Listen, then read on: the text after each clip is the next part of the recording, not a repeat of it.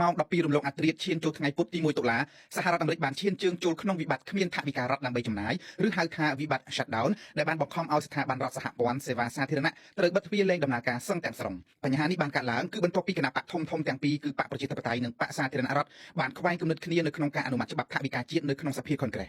សូមរំលឹកថាកាលពីអាណត្តិមុនរបស់លោកដូណាល់ត្រាំនៅខែធ្នូឆ្នាំ2018សហរដ្ឋអាមេរិកក៏បានជួបវិបត្តិ shutdown ដែរដែលកាលនោះបានអូសបន្លាយដល់ទៅ35ថ្ងៃ